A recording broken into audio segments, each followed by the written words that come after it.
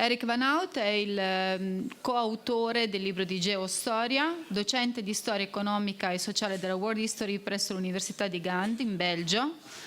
Hi. I prefer to stand up, not because I want to be in the center, but I have a better view on you, and it allows me also to do some thinking, because what I've been asking today is to say something about the whole rationale, the whole idea behind a textbook that is on the verge of being published, translated, and so forth, and hopefully will be used in teaching and other means of education a lot. Now, when the team of CISP, Max and Katja and others contacted me asking to contribute to a basic text that would be the start of that textbook, actually the list of questions that came on the table was huge. And these are the questions I will go through with you, because on each of these questions we had to formulate a decent answer. What do we want? And of course the first question is, why history? Why do we need history to understand the world as it is? Let's say that this was the first question. We know we want to understand what kind of pressing problems, pressing questions we are facing, and certainly the youth, the youngsters of today are facing. Why do you need history? Why do you need a history? Or I would say, what kind of history then? What kind of history of humanity? What is humanity? How do we define it? How do we handle that unruly bunch of creatures that we call humans? And how do you write a human history? And the next level then, what about that global thing? Global history, or world history. What makes a history global? What makes a history a world thing? What do you need to pretend that you can say that this has a global view?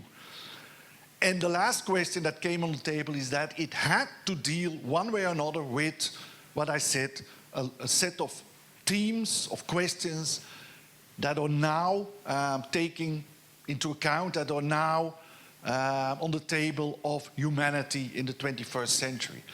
And some of these questions, of course, are part of the famous or infamous list of global millennium goals. So in what way can we bring in these elements in a historical textbook? So then the second big discussion was, okay, but what kind of text do you want? How long can it be? We are academics, we are used to write books of 700 pages, but this is not what you mean. You don't want a book with 1,000 footnotes. No, it must be a book, 3-volume book of about 200, 250 pages that can be used in class, and that should contain all these basic elements.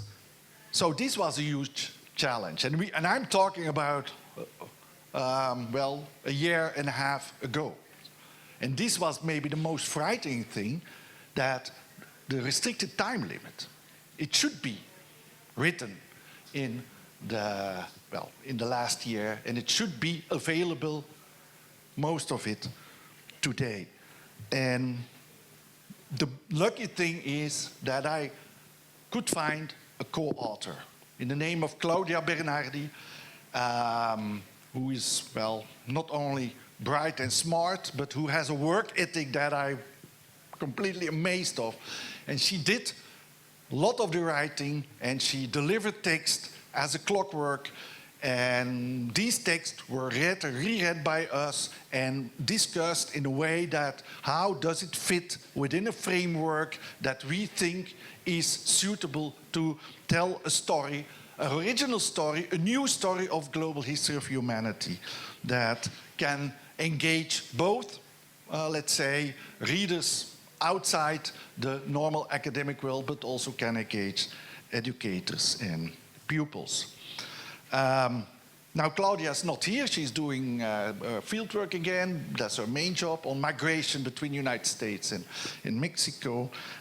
She's engaged, she's part of Roma III University, but I have to mention her because without her the book would never have delivered. And of course then, secondly, there's a whole team that is built around this book. I will not say much about it because it's not my domain. You will hear about it if you want this afternoon. The team that was doing the layout, the graphics, the beautiful maps that will be part of the book, the timeline, and not last but not least, the educational apparatus that will go along the book, which is, of course, actually the second pillar. It's not only the text, it's, of course, the whole apparatus that, that makes suggestions how to use history in class.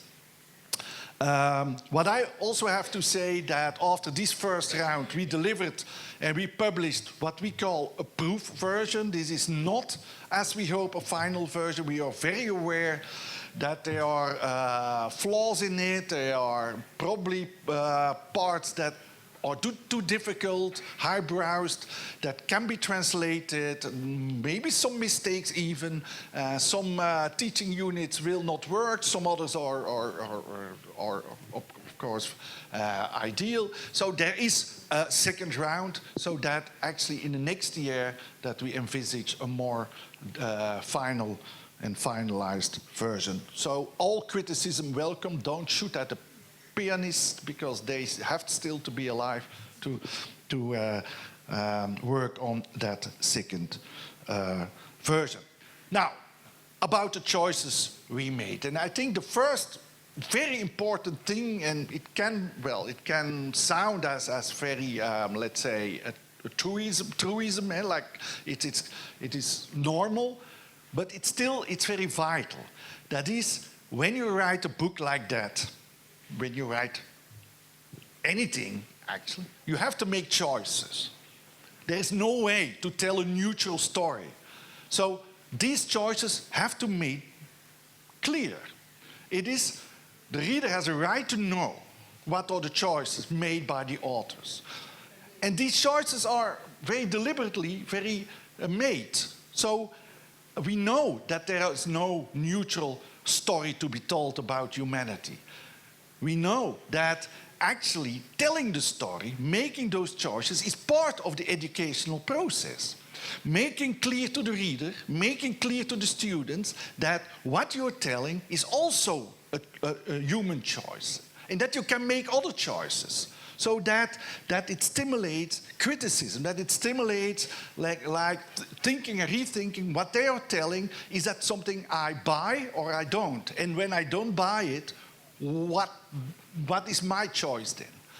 So we made, for example, a very explicit choice not to write a history starting in Europe. It's a non-European centric history.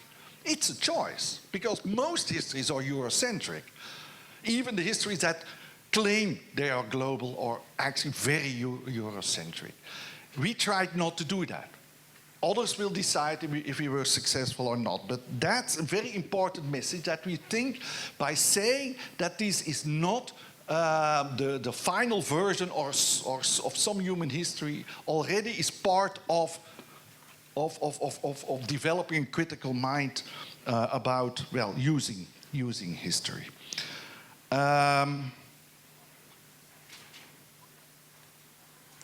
Well, let's show what kind of choices we made. Now, I used the introduction and the last part of the book to build up my short expose here. And I show you the... No, first I have to say, of course, but you know that, if that will work. Perhaps with the mouse. Oh, no, I mean, it's okay. Of course, that is book, but that's not. It's an edition of, it's a proof version, and it's not for dissemination beyond reviewers at this stage, and that's who is financing and actually publishing the book, but it's what you know. This is how we start. Let's read it. So the book, we're talking to students, the book that you have in your hands is a complex object that comes out from a long working of thinking, production, organization, networking, and many other actions of some humans who have decided to create this curious object that will accompany you for some time during school. This book is about your history, and it's about our history. So it's not crowded with king's names, dates and events. You will find very few names in the book and dates in the book, except the timelines. And you would probably forget after a few months. It's not the history of your country, as nations of very young political formations. Their history is not able to give account of our past as humans, as a human group on this planet. This book tells another story, a story about the planet on which you are born and live. It's a story about planet Earth and the humans who have inhabited it. And above all, about their fascinating and often troublesome relations. That's the first claim we make. And as I said, actually the first argument we have to make is why history? In what way can history serve a goal that actually is geared towards contemporary society? But because, let's clear, everything that we write, even it's about very ancient history, is actually meant to say something about us now. If it's not, I don't think it's, well, maybe it's good literature, but it's not academic, it's not science, it's not educational. Anyway, that's a point of view. So, in a history, and the point we want to make is that there are two ways to do history, and they are combined. And you have to combine them, and that's the reason we need history. Of course, there is what we could say a true history. It's a history of, well, what actually happened. You cannot invent something. You have to follow science. You have to follow what we know. And that actually thing that happened is a narration of our past as humans who have forged our life on planet Earth from when we started to become humans, which is a long time ago. But secondly, history is also imagination. Because we imagine the past, we make a story. The storyline is not given. We make a story from events, from facts, from knowledge, from processes, and so on and so forth. So it's a history that brings a story of what might have happened. There is a lot that we don't know. Well, 99.99% what happened on Earth, we don't know. So we try to imagine it and make a sensible story about it. So such a history is an adventurous journey into foreign lands, often unknown and far away. That's actually how you start. That's why I started to study history anyway. It's the most crazy adventure you can have. And the third element is that every history, as I said, you're right, should be a contemporary history. Even if it's a history of the Neanderthals or a history of ancient Rome. It should be contemporary because, and it is contemporary because you write it with the eyes of today. You interpret it, you give it meaning with the eyes of today, always. So the history that has been written by past generations is a different one that we are writing now. And it's normal. So every history, good history, is contemporary history, whether you are talking about very far away countries or talk about the past of yesterday. The second point is that the history we want to write is a human history. It's not the history of everything. It's not the history of the universe. Since the Big Bang until today, it's about humans. So And there we had to make a choice. We start 70,000 years ago. It's not the birth of modern humankind, because that's about 250,000 years ago, but it's the start of the big migration out of Africa. Okay, there are many discussions about it, but at that moment, a very small group of humans survived, went through a real bottleneck, and these group of humans are our ancestors. We are all 7-8 billion people, descendants of a very small bunch of people that survived 70,000 years ago, some ecological crisis, some hundreds of people, and these are giving the DNA that we all share. 99.99% is the same for every human. So that's the basic idea. The humans are a common condition for our existence on planet Earth. And we embrace the idea to stay human. We are all humans, despite differences, social, cultural construction that made peoples. So we very consequently talk in the book about humans, and not about man, women, not about people, and because they're all there, the construction starts. And every construction about man, women, we heard the presentation before this one, is a construction, but then starts filling in, okay, but what makes a distinction? Why are, and so on and so forth. So we deliberately talk about humans, and then humans divide themselves or are divided by the rulers in social groups, gender, and so on and so forth, in peoples. And a further hierarchy and distinction is the outcome of historical processes, and that is what we want to explain, how these historical processes made humanity so unequal and divided in so many groups.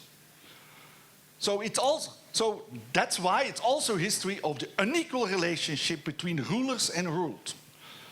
We don't claim that history is a history of us all. And that's a very easy way of to say, well, we are living in the global village, and we are all on the same ship, and we are all responsible for climate change, and so on and so forth. We claim that some humans are more responsible than others, and that there is a big inequality from a long time ago, and that becomes bigger and bigger and more prevalent in nowadays, and that creates the contemporary society. So we have to understand unequal relationship that rule the world. And it includes decisions of a small part of humanity that have shaped the world as such. We have to understand who that part is and why did they make the decisions they made in villages, in empires, in economies, in the global society today, but also how other groups reacted to that. How, let's say, groups that have less power reacted to that and made counter-narratives and rebellions and so on and so forth. So how worlds were created by accepting, refusing, or resisting domination. So all these actions and reactions make up history, forge processes of change and transformation that happened over time and are constructed or remembered centuries or millennia later. Let's say that's how we bring in humans as the main actors, but they are not organized in an equal way. Now, of course, these humans made their worlds not in an empty arena. The arena they made their world was one that exists already for millions of years. Arena of nature, of other forms of life that accompany human life for thousands of years. So the history of humans is perceived in the book very explicitly as a history of nature. And humans are not the antagonistic to nature. No, they are part of nature. Of course, they come out of nature. But then, in the process of humanity, they start to reshape nature. And that, of course, makes humans very specific and very different from other species of life, that we not only built societies, we built infrastructures, we built airplanes, we built bridges and so on and so forth, and we cut forests and we mined ores, and we did things that other species never did.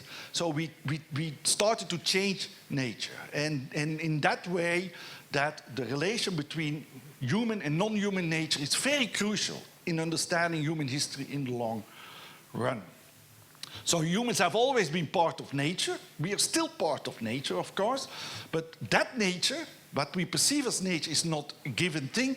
We create nature. We create the world outside. We have the power to do that, and that's why we have so much responsibility towards that, what we call nature.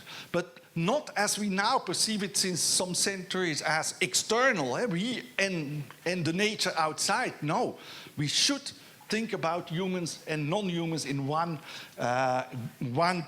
holistic framework. So nature is not given, it's the outcome of the manipulation and conscious intervention of humans since their appearance on planet Earth, since we started to burn forests and hunt mammoths and kill big animals and so on and so forth. The shifting relationship of humans with each other and with other forms of life create varying zones of contact, which we call frontiers. And that's a deliberate choice we made, that we use the concept of frontiers throughout the book. Frontier is a very crucial concept which we think enables us to understand human history in the long run and in very different forms. Frontier is the contact zones that we create with the outside world. And as humans, we do that very often very violently. As I said, we cut the woods, we make grasslands, we change landscapes, we kill animals, and we recreate nature and so on. And these are frontiers. These are the contact zones in which human action changes non-human nature. Or we use non-human nature. When we use, when we mine ores, when we dig in the earth, when we pollute waters, and all kinds of things, human actions creating or transforming the outside world is what we call frontier making. Frontiers connect different spaces of organic and non-organic world. And frontiers existed when we were hunter-gatherers. Then we were exploring frontiers because we followed the animals that we hunted. But frontiers, of course, exist now. We try to find new frontiers. We dig deeper and deeper to find oil. We create frontiers in space. We try to develop the frontier of the Arctic and the Antarctic. So we are still busy to create new frontiers because we need new energy, we need new resources. So these frontier-making things are absolutely crucial to understand human life. And even more, frontiers are also then created and recreated by humans to make differentiation between humans themselves. And we created differences between civilized peoples and uncivilized people, between rulers and slaves, between men and women. And these borders, these front lines, these frontiers are also very crucial in the way we rule the world and we understand the world. So frontier making, because they are not given. None of these frontiers existed before us. We all created them as humans. So frontier making is really the human action par excellence, we would say. So it's very crucial in our story. So frontiers originate, they shift, they disappear over time, they come back, they play a first-rate role in human social change. They build walls as also bridges, because we connect continents, we connect people again, so we also bridge, of course. We determine exclusion and also inclusion, who is excluded, who is included. Think about the walls we are now building around Europe or between Mexico and the United States. They enforce new rules, but also give space for resistance. Frontiers is also a space where people very often reinvent who they are and try to to find answers on the place they have and why they have not the same rights, or why they are excluded, why they are suppressed, why they are ruled by others. So in these frontier zones very often are the beginnings of new resistances or counter-narratives and so on and so forth. So, and then we had to write that global history. And, well, one simple definition, of course, of a global history is that, well, let's take humanity as a whole. But that's exactly what we didn't want to do. Because humanity is, well, on the first definition, we have one humanity because we're all descendants of the same group of migrants 70,000 years ago.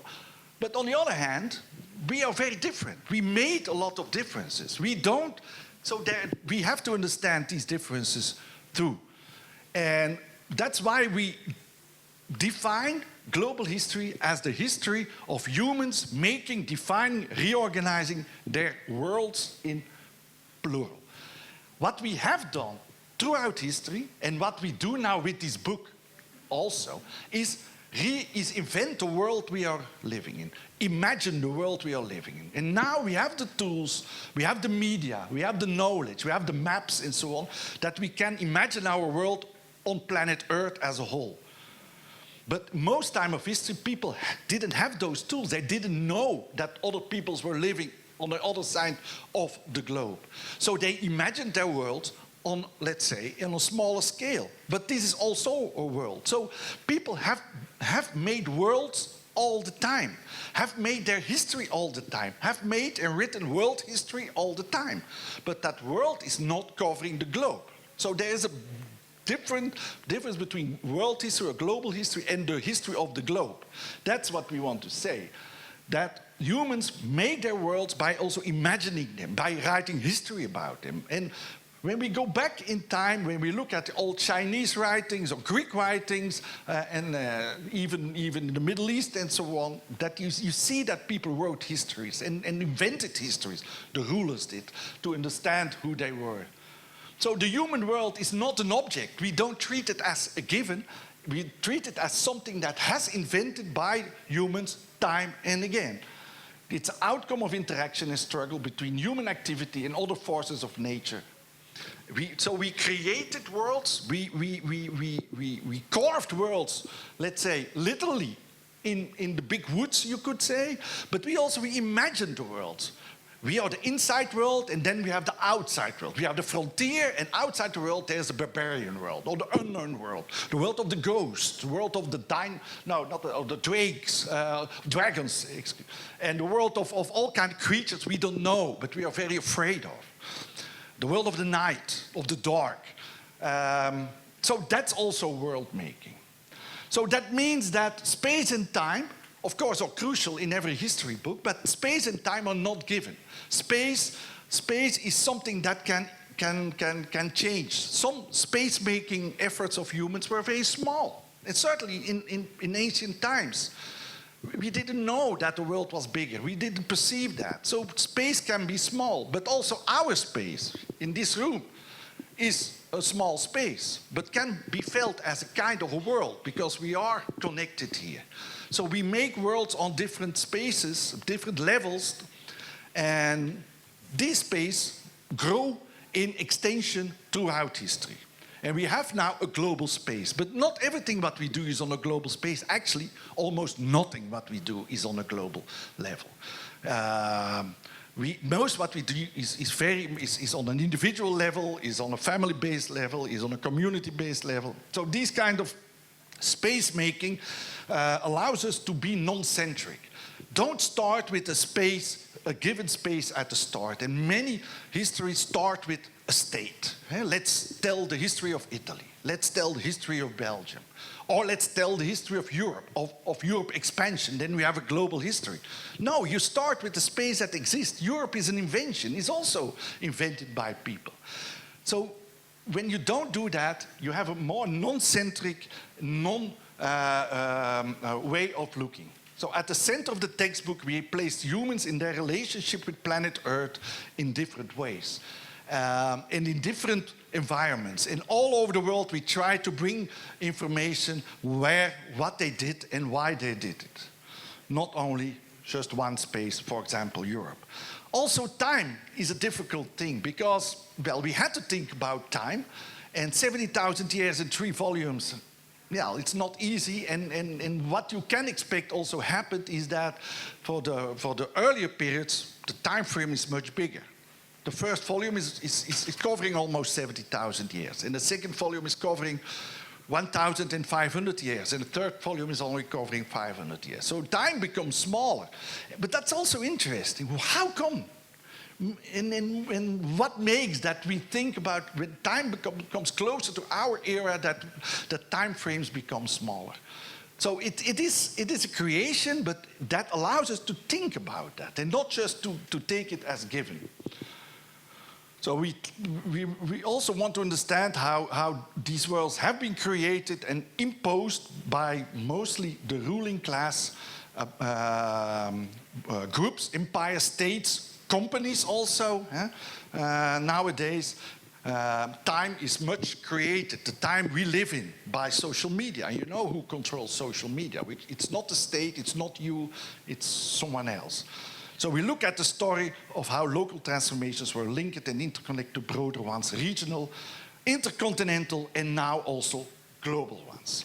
And also the concept of frontier comes here back because when you have friction between scales, you also can understand it as frontier. I know maybe it sounds abstract, but we try to make it concrete in the book. So, having said that, we could think about a structure. We had to think very fast about the structure. And we chose a structure that is both chronological and thematic. Now, this sounds evident, but of course, this is begging the question.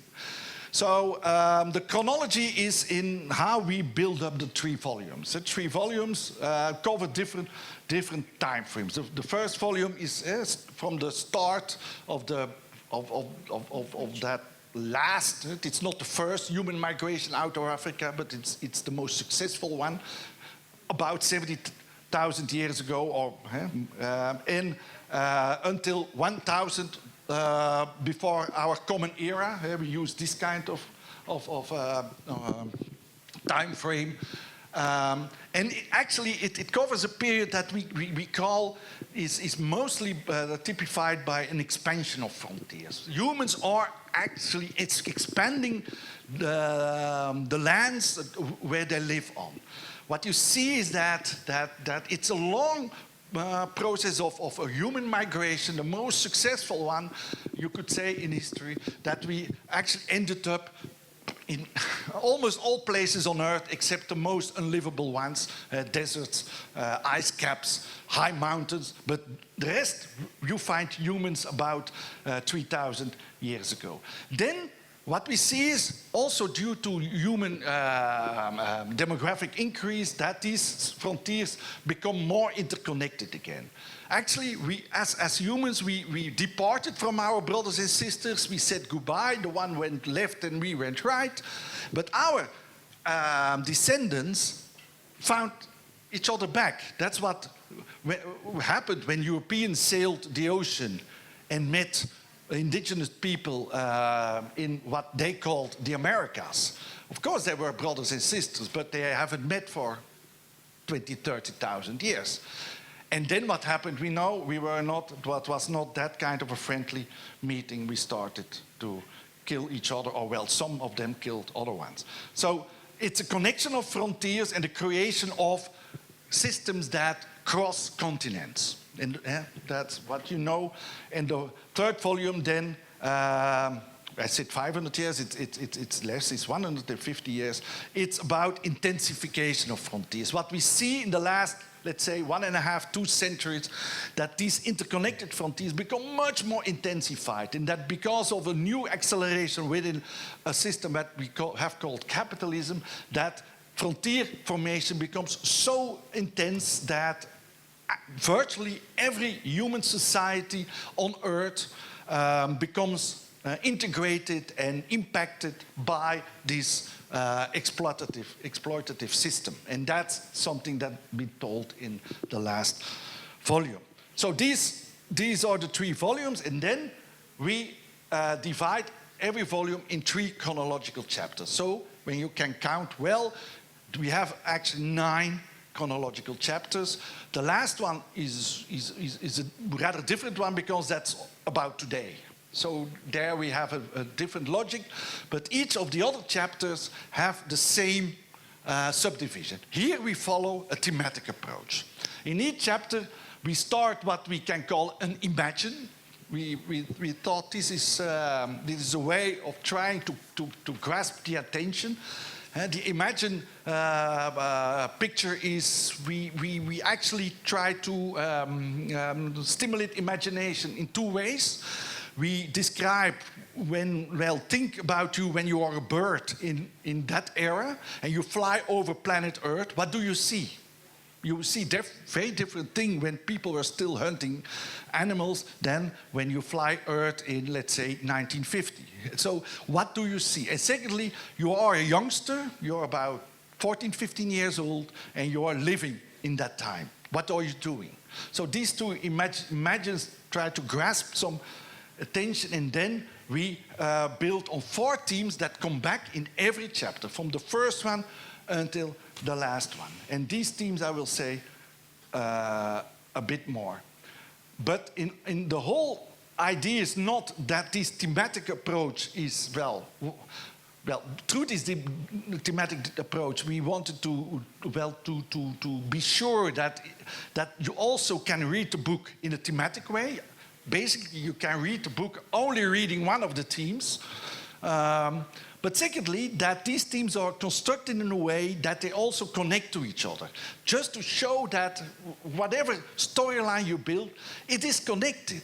Actually, you disentangle parts of reality in a more or less, artificial way, because it's not true that people do different things, think, let's do now something cultural, and then tomorrow I will do something political, and then I will work on the land because I have to do something economical. So we didn't do that. We didn't use these kind of concepts, so we had to find new ones that were more directed toward comparisons, toward connections, toward networks. And instead of reading historical transformation as single topics, we have chosen to present issues organized in 4 themes to look at different transformations occurred in the world. And these themes are, first, the relation of humans with the outside world. How do we interact, and in what way, what kind of choices did we make towards that world that we actually originated in? Because we were confronted with all kinds of nature, you could say, that of course existed before, and then we started to change that. So it's also very much about technology, about knowledge, about science, and these kinds of inventions we made to understand nature in a different way. So we started to change nature as hunter-gatherers, and we changed nature, of course, as you know, nowadays more than ever. Second one is about humans as migrating actors. We have been migrants all the time. We start with the big migration out of Africa, and we end with global migrations today, and we try to find out in what way migration, the mobility of humans, made actually human societies as we know them. We would never have been successful. We would never have survived if we were not mobile. That's actually the single one secret of human success, that we were so mobile. And how come that migration has become such something that we are now fearing, while it actually is the base of success of society? Then we move in on the internal societal facets. How have humans organized themselves? And of course, we very much focus here on different forms of categorizing humans. When did we start to categorize humans in higher and lower classes? When did we start to use race and gender? How was it used to build up power? How was it used to build new narratives about our destiny and so on? So social organization in different ways will be or is discussed in the third theme. And the last one, and that I think is something new you don't find in another textbook. Well, most of them are, the way we handle them are new, but this one is what we call worldviews. As I said from the start, it's really important to understand not only what people actually did, but how did they perceive their world? What meaning did they give to their world? Well, in more classical thematic approach, you could maybe call it, well, it's about culture. Well, let's also say something in the end about culture. But it's more than that. It's about how we used culture to legitimize what we were doing. So it's about religion. It's about ideology. It's about maps. How maps create a world and make sense of worlds. It's about histories. What kind of histories did we build about ourselves? And how did it change? What kind of histories did the people on the American continent tell about themselves? What kind of histories did the people living in Africa tell about themselves? And so on and so forth. So these worldviews are very important because they take us also back to one of the most essential elements we think in this book, is that worldviews are not stable. Worldviews are not given. Worldviews are made up by some people and imposed on other people. But worldviews change. And if you can give that message to people, worldview change. So you can build also your worldview. It's not, you don't have to take for granted what's told. Not in this book, of course. So that is, you have a power. You have a power to imagine the world, to reimagine the world, and maybe to do something that. Because people have done it all the time. So why not? We are not powerless. And that's, I think, a very important message that you can build in that idea of world views. So we go through the same historical period 4 times, you could say, and analyzing 4 different sets of themes, issues, and problems. Now you find, of course, in the book much more. I cannot tell about that because I haven't seen a final version yet. I heard some of volumes are online now. You'll find there are timelines, very basic timeline, because actually we are not really stressing events. We are not stressing that you have to learn kings and queens and battles and battlefields and these kind of elements. But of course, you have to have a timeline in your head. Without timeline in your head, it becomes very confusing. So we build a timeline, but it's a trial. I think, well, maybe that's an element where we need really feedback. We have a lot of maps, and many maps are drawn and redrawn in the phase of the production of these volumes. These are very wonderful, and using maps is absolutely, I think, essential. But also here, every map, and that's part of the workshop this afternoon, every map tells a story. And if you ignore it, even then it tells a story, because it has a point of view. Why is the north on the up and south down? Why? Who decided that? Just to start that, and so on. And of course, the whole educational apparatus that's built around it makes a book, of course, much more than just a story. Now, the last thing I want to say is, and that's where we finish, is that, yeah, we struggled, of course, with something. Well, let's not become too people that wants to bring very clear message. Let's find the message and let's spread the message. What did we learn? But on the other hand, it's, as I said, it's not neutral. So we want to say something. And we want to say something about the present. And that's why we framed it in that sentence, learning the past to change the present. It is something vital when you want to understand the present and to change the present, because the past impinges on the present. If you deny it or not, the past is not just a dead weight that's of all those 80 billion people that ever have lived until today and that are now died and just are pressing us, making us very depressed, like we will die too. You can look at that, but also it brings us a world that we inherited. But we can take lessons from that. And yeah, lessons, it's very 70s, I know, but I think it is a way to do that. So the educational goal of this textbook is to analyze, criticize, compare, test, and broaden views on the history of humans and the planet they inhabit. It should help you in putting yourselves in other humans' lives. I think that's a human capacity that we can have if we are very careful using it. But that's a very strong point that we have.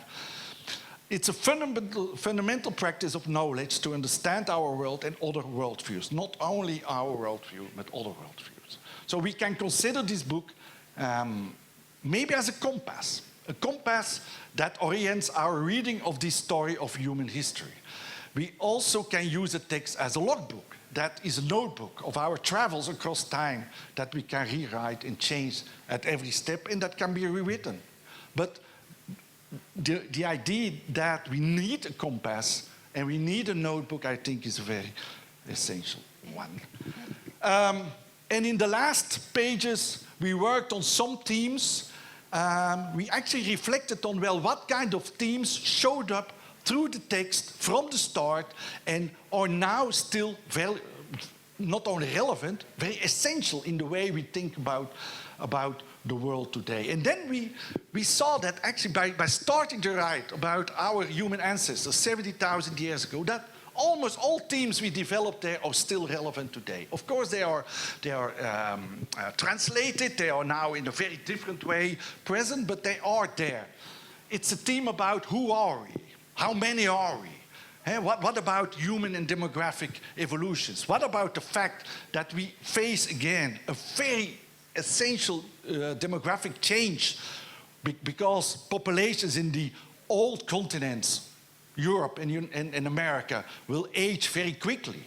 And that populations in the new of the other continents, it has been also said this morning, are much younger. So there will be a demographic change within a few decades that will really have an impact on the world that's organized today. Inequalities, how are inequalities organized? We know that inequality is rising. There are so many figures that is illustrating that, but will we accept it again? And will we accept it in the future? And what kind of inequalities? Because these are inequalities within social groups, but also inequalities between regions. And the impact on migration is very visible today. The whole notion of frontiers, frontier extraction. The system we are living in today lives from frontier extraction. We need new frontiers. Water is a new frontier. Water will be one of the battlegrounds of the next century. We thought of water, well, water is free. If there's anything free, it's water. You can drink it because it's there. It's rain, it comes from the air. No, water is commercialized completely. These frontiers will extend. It's related to the commodification of everything. Everything becomes commodified. When you walk the beach here in Senigallia, it's not a public beach. It's a privatized beach. All those chairs that you see till the waterline, who is owning that? Why do they do? So you don't feel anymore that you walk over a common property beach. You feel like I'm intruding in something that's controlled by some company, by some hotel. So this is privatization, this is commodification. It's going on and on. The meaning of work. What is work? What is paid work? What's unpaid work? What is the living? Why and when can work guarantee that you have decent living or not? That is changing very rapidly. The connotation of the 20th century we are losing fast. The impact of global migrations, I don't have to say more about that, but that will be more and more pressing in the next decades, certainly also because climate change. The worldviews. What kind of worldviews are and will we start to develop? And what can we imagine? Are we still capable to imagine new views? As our ancestors have done time and again. They have reimagined the world many, many times. So, but what kind of stories are imaginable? Or not possible, I would say imaginable. That's a start. And then the whole story of resistance and the common, we start with the common, of course, the start of reimagination actually starts from what do we perceive as common. Our past as common, our world as common, nature as common, climate as common, the beach of Senigallia as common. What is common? And what is... and if something is common, you can much easier reflect on that than you say, oh, it's not, it has nothing to do with me because it's owned by Google or Facebook or whatever, because also information is becoming commercialized, as you know. So how can you build up counter-narratives that stress the common more? So that's where we start, and I think that's also where I end. Thank you.